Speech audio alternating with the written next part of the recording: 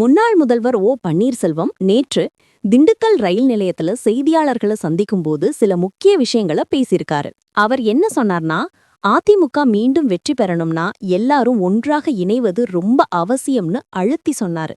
அதுக்காக செங்கோட்டையன் மற்றும் தினகரன் ஆகியோருடன் தினமும் பேச்சுவார்த்தை நடந்துட்டு தான் இருக்குங்கிறதையும் அவர் உறுதிப்படுத்தினார். இன்னொரு முக்கியமான விஷயம் என்னன்னா, வாக்காளர் சேர்ப்புக்கான எஸ்ஐஆர் படிவங்கள் ரொம்ப சிக்கலா இருக்குதாம். பாமர மக்கள் இதை நிரப்புறது கஷ்டம்னு மத்திய அரசுக்கு ஒரு கோரிக்கை வச்சிருக்காரு. இந்த படிவங்களை இன்னும் எளிமையாக்கி அதோட காலக்கெடுவையும் நீட்டிக்கணும்னு கேட்டிருக்காரு.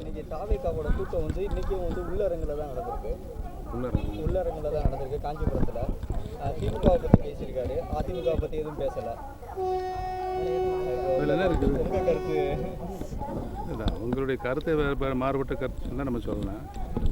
உள்ளரங்கில் தான் அவர் கூட்டம் நடத்துறாரு, இன்னும் மக்களை சந்திக்க பயப்படுறாரு அப்படிங்கிற மாதிரியான கருத்துகள் தொடர்ந்து அது அவர் தான் பயிற்சி சொல்லணும். இல்லை, எல்லாருக்கும் வெளியே இருக்க எல்லா கட்சிக்காரங்களும் அந்த கருத்தை முன்வைக்கிறாங்க. என் கருத்து சம்பந்தப்பட்ட கட்சியினுடைய தலைவர் தான் பதில் சொல்லணும். அதிமுக ஒருங்கிணைப்பு குழுவோட செயல்கள் எப்படி இருக்கு? எந்த மாதிரியான செயல்கள்? எங்களை பொறுத்தவரை அனைத்து இந்திய அண்ணா முன்னேற்ற கழக தொண்டர்களின் உரிமையை பாதுகாக்கின்ற குழுவாக செயல்பட்டு கொண்டிருக்கின்ற எங்களுடைய கருத்து, அனைத்து இந்திய அண்ணா முன்னேற்ற கழகம் இணைந்தால்தான் தமிழக மக்களுடைய கருத்தாக வெற்றி வர முடியும் என்று இருக்கிறது.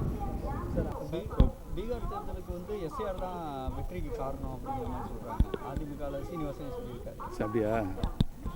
சீனிவாசன்னா அவர் உண்மையை தவிர வேற எதுவும் பேச மாட்டார்.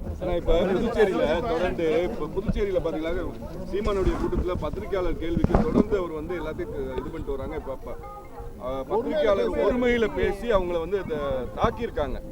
எந்த ஒரு கேள்வி கேட்டாலும் அதுக்கு ஆப்போசிட்டாக பேசி பத்திரிகையாளர் தொடர்ந்து அவங்க தாக்குதலில் ஈடுபட்டு வர்றது.